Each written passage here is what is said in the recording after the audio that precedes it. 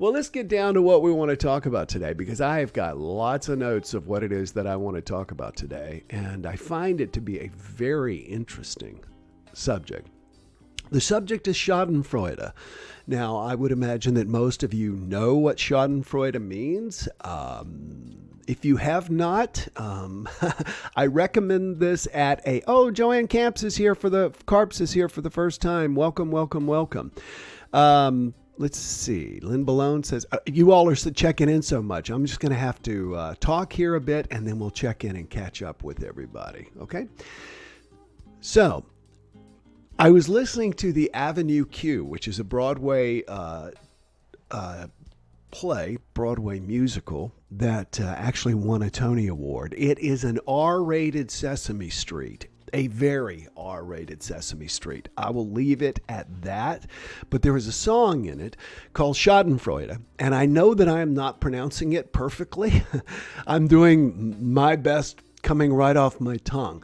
But I wanted to give you some information about the word Schadenfreude, but more importantly, I wanted to talk to you about it because I think that it really falls into what's going on in our world today. We are dividing lines in Schadenfreude. It's German, of course. It literally means harm, joy. Schadenfreude is the experience of pleasure, joy, or self-satisfaction that comes from learning or of witnessing the troubles, failures, or humiliation of another. Let me say that again. Schadenfreude. It's German. It literally means harm, joy, the experience of pleasure, joy, or self-satisfaction that comes from learning of or witnessing the troubles, failures of humiliation of another. Wow. And I was re-listening to the song this morning on Avenue Q. I have the Amazon expanded library of music, and I just said, play Schadenfreude from Avenue Q. And I was reminded again how R-rated that play is. So, but it was an interesting thing because they were making a statement that it is just plain human nature. And I would say that it is natural. And it is also something that we often take our most base reactions and attributes, and we say, well, that's just human. And yet the great masters whom we worship, many of us, have been the people who have been able to master those human natures and live in human form beyond those human restrictions and those human attributes. So I'm just inviting you that if you've ever thought about that concept of, what would Jesus do? I don't see Jesus sitting around and laughing at a waiter who just dropped a tray of glasses, which we're going to talk about. That's actually an example that's used in Avenue Q, laughing at a waiter who drops glasses. Now, I have seen people do that. I used to do that myself. I don't anymore. And that was not a conscious decision. It's just an evolution of my own compassion. It is seeing myself in other people.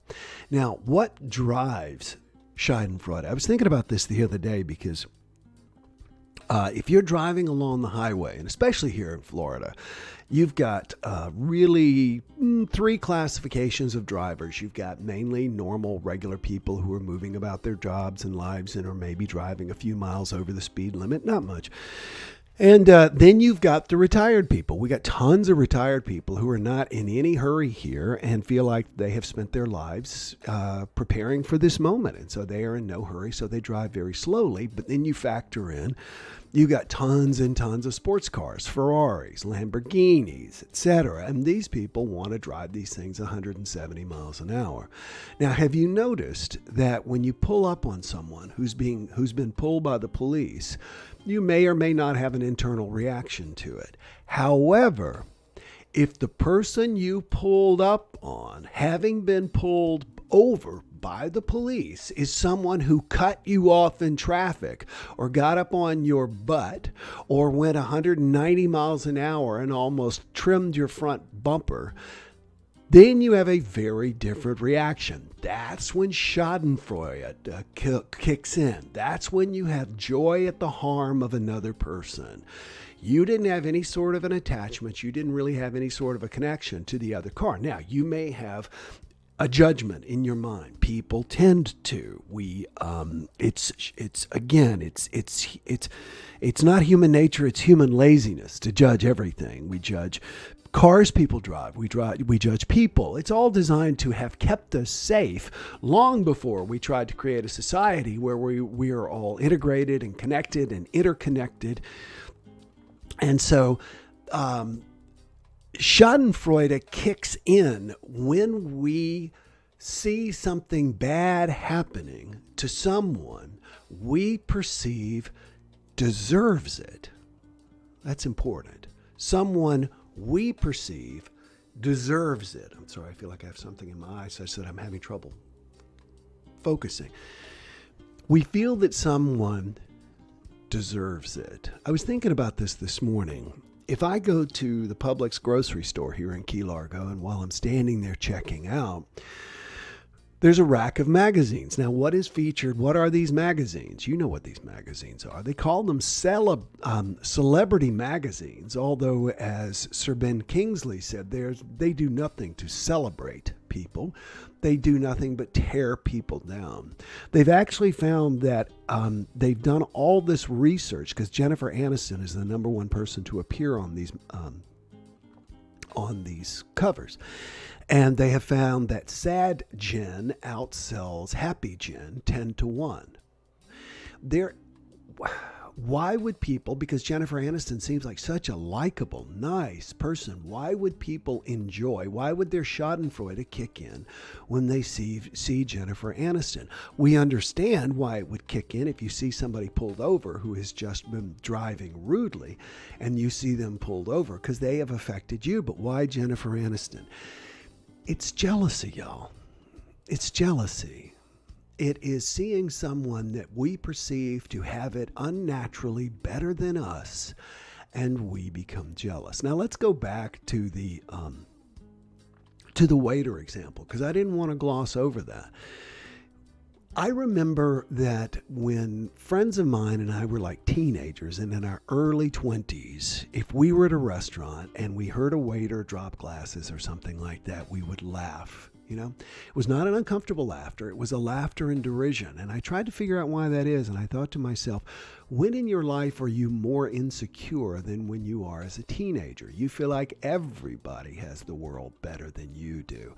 And you have contempt for the world.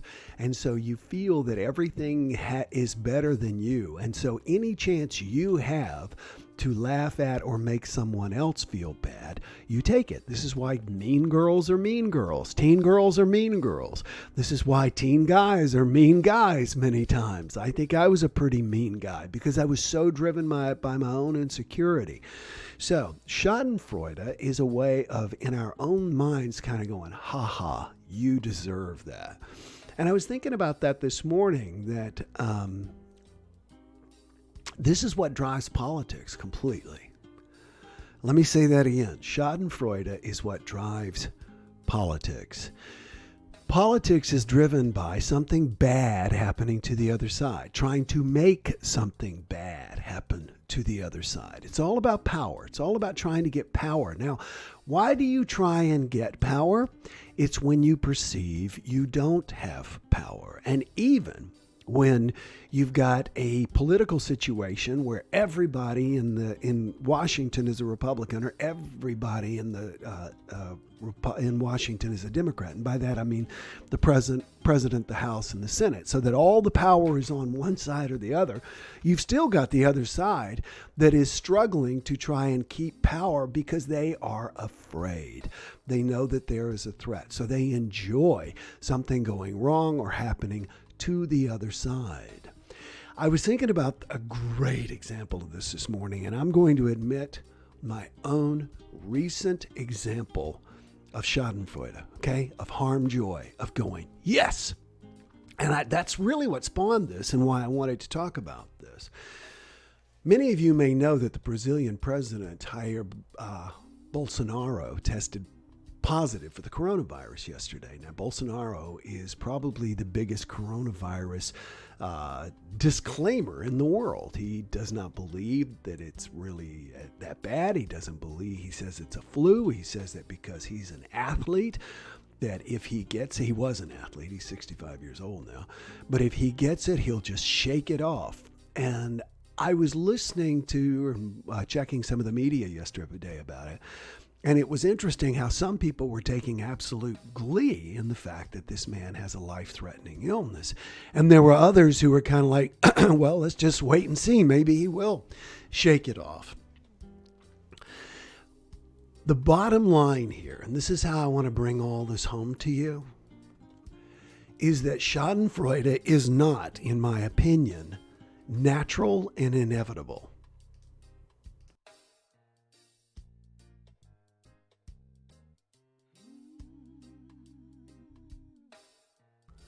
Schadenfreude is not natural and inevitable. Schadenfreude is part of our human nature. We have not evolved past, but that we are evolving past.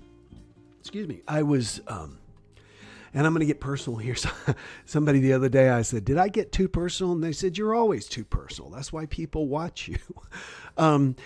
I was thinking about this the other day when it came to feelings of Schadenfreude with regards to people who we perceive to have power.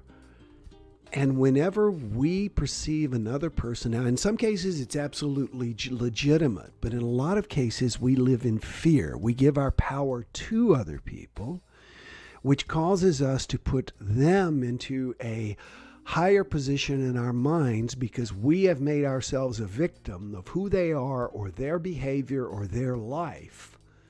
And so we have put ourselves in a lower position. Now, sometimes, especially, in socioeconomic terms, that's legitimate. But I'm also saying that in relationships, I'm saying that in society, we tend to downplay our own power and our own authority to make ourselves a victim, thereby elevating people above us, thereby creating Schadenfreude when something happens to that person. So what I'm trying to say is Schadenfreude is a commentary not only on your own lack of compassion, but on your own lack of security in who you are, your own lack of believing that you are responsible for yourself and your life, and that other people are not going to knock you off. And please understand, I'm living the exact same times you are, so I understand where you're coming from. I've got people on elevators not wearing masks and things like that, and instead of, saying something to them, I just get off the elevator. That's something I can do. So I don't wish that these people get sick. I want to watch myself, and I want to have compassion. Many great spiritual masters have said, love your enemies. I mean, it's that whole idea that there's a the us and there's a them. That's the problem. That's all of our problems in the world right now. The fact that there's an us and there's a them. Good friend of mine likes to use the term bleeding heart liberals, and I was thinking, I would almost, call myself that simply because I am concerned about the welfare of dogs, the planet, people of all races, etc., etc., etc. And by that, I mean my heart does bleed when I read a story. I feel really sad. And so I do what I can through donations to charitable causes to try and rectify things. So just remember, Schadenfreude is not a natural human reaction. It's a typical human reaction, but it's something that we as a species want to evolve past because it just feeds our us-them mentality, which leads us incapable of addressing the issues that are going on in the world. Let's take a look at some of your comments real quick and see where we are there. Let's see. Michelle Doherty says, welcome to Sheila, who's here for the first time. Everybody's saying, welcome, Sheila. Welcome, Sheila. Joanne Carps for the first time. Welcome, Joanne. Glad to have you. Good morning, everyone. A little late as I ran into a traffic jam in the kitchen. I love that, Lynn. Welcome, Sheila and Linda. Glad you are joining. And Cynthia is here. I'm going to tell you a little bit more about Cynthia. Welcome, welcome, welcome, welcome, welcome, welcome, welcome, welcome. Good morning, Will, says Jerry. Good morning. Glad to see you. I'm glad I know a word for this thing now. Yeah, it's called Schadenfreude. And I know I'm not pronouncing it exactly correctly, but it is something that we tend to do. And what I have noticed is that the lower your level of compassion, which is often, not always, often correlated to your level of education. And by that, I don't mean your schooling. I mean your ongoing level of education. You're going outside the world. You're seeing other places. I remember that I still have trouble talking about my time in Tanzania without breaking down in tears, because it was just so transformative to see how the world lives. And so those kinds of things expand your mind, expand your life. All right. I like to respond to people doing this by asking if they believe they would deserve the same treatment in a similar situation. Great comment, Liz. Very good point. All right. Today we're going to be meditating at my place. How does that sound? Get ready for the big transition. So this is what the view looks like from my home at night as the sun is setting. And I want to show you because the sun moves. When I first started here, it was setting way down in the south. But now it is setting right in front of my home. And so today we are going to be meditating there. Had several other people in our complaint-free meditation group send me some more pictures, so we've got those as well that we can use as our background. If you're feeling stressed, if you're feeling anxious right now, if you're feeling like you need to disconnect, but at the same time connect with a bunch of caring people, check out our complaint-free meditation group. It's a beautiful community. So can't recommend it high enough. You get 30 days free. Check it out. All right. Listen, I love you all. Tomorrow we're going to be talking about sacred clowns. Many of you who have read my books know what I'm talking about here when it comes to sacred clowns, but I think it's very important to revisit this concept of sacred clowns and how people who irritate us most in life are actually our greatest gifts, but only if we choose to unwrap that present. All right, everybody, enjoy today. Love you. I'll see you tomorrow. Looking forward to meditating with everybody in the group in 7 minutes. Check out Complaint-Free Meditation, and I will see you tomorrow, everybody. Okay, bye-bye. No more complaining people. Their lives are changing. We're flying high, creating complaint-free